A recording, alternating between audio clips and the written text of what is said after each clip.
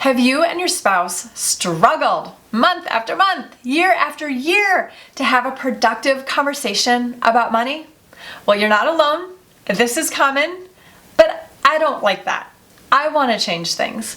So I'm on a mission to get couples talking about money again, and I'm going to share with you my 3 tips for exactly how to get started today. Hey everyone, my name is Katy Almstrom. Welcome back to my channel. This is the best place for budgeting and communicating with your spouse about money in your marriage.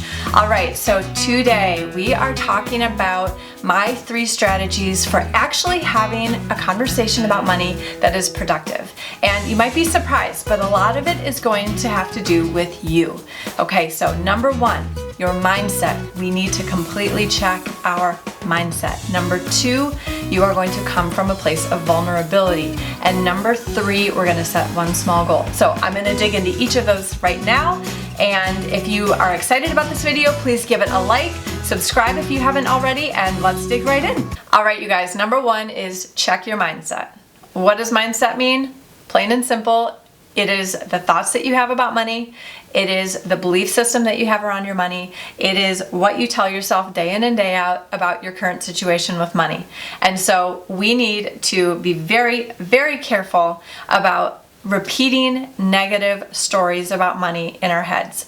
And when I'm talking about you specifically, right, your thoughts, your mindset, I want you to think about what is it that you are doing on a day-to-day basis with money that is not serving you.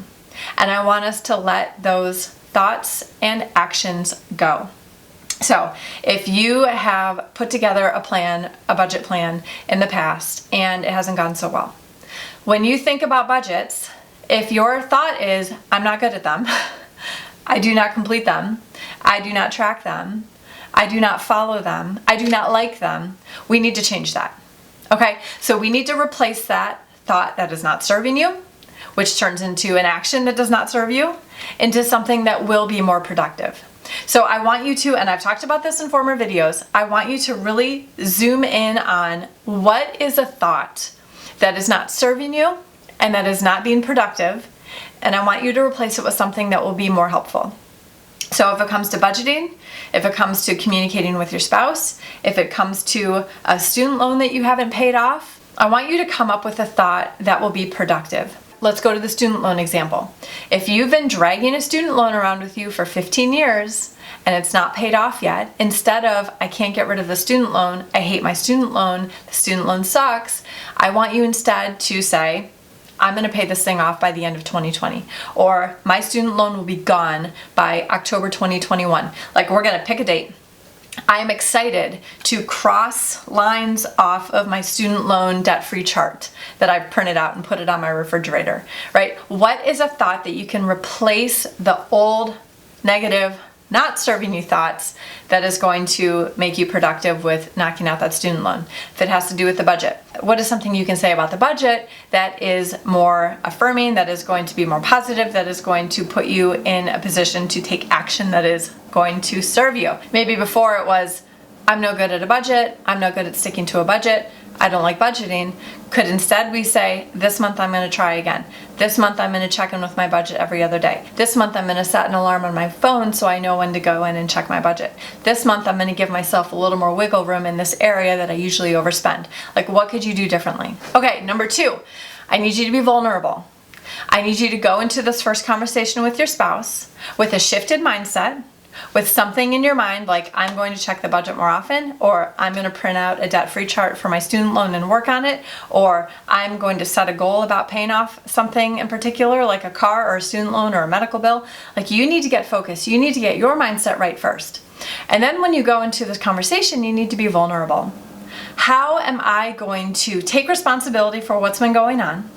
How am I going to share my vulnerability about all of this and how I'm feeling?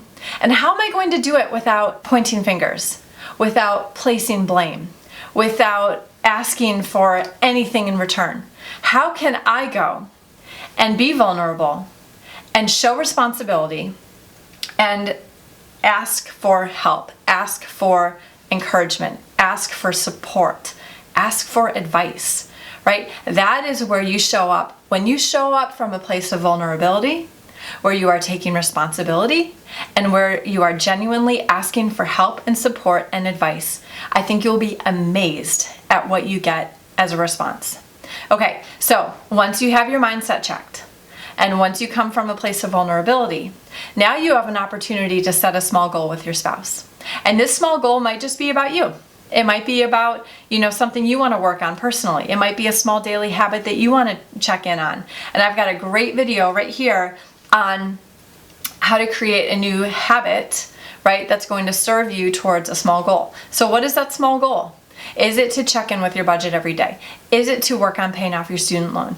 Is it to, fill your head with a podcast or videos about budgeting your money that's going to keep you motivated, right? What is it that you want to do? And get that support from your spouse, right? Set that goal and set a next check-in date, right? When is your next meeting going to be? When are you going to check in again? Now we have another conversation on the books. Now we are planning to communicate about money once again. And you've had a solid experience here, right? I'm assuming, when you're coming from a place of vulnerability and when your mindset is, I'm going to make a change. I'm going to do better. I'm going to improve my habits, right? There's no room to criticize your spouse. There's no room for pointing fingers and placing blame. You are taking responsibility. This is about your habits and your choices and your changes. And you're bringing your spouse along for support, for advice, for accountability, right? So that second time that we meet, maybe he's had 2 weeks or 4 weeks to think about what he wants to do differently. Maybe he's been watching you take these habits and make these changes and have this mindset. Maybe he's observing the fact that you're not pointing fingers, placing blame, and making him feel bad about money. Maybe it's time that he wants to dig in and start thinking about things differently too.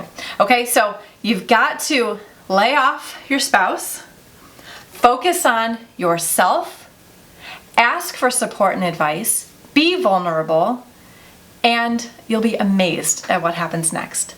All right, you guys, I hope that is really helpful. If you aren't quite comfortable doing this work by yourself, if you still have questions about your budget and you really just want a kickstart to the rest of 2020, to getting off on a strong foot this summer with your budget and how you're handling your money, please jump on a phone call with me and I can share exactly what it's like to work together one-on-one and to really rock the boat with your money and your marriage. So I would be so pleased to chat with you. There is a link in the description below to book a call with me. And for you married ladies out there, I've got an amazing Facebook group where I train like this every single day.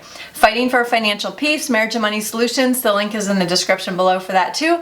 And I would be happy to have you in the group. Next week, we're going to talk about checking in on your budget every single week and what that process looks like so that you are consistently staying on top of things and feeling successful throughout the month. If you're excited about that, go ahead and subscribe and I'll see you next week. Bye.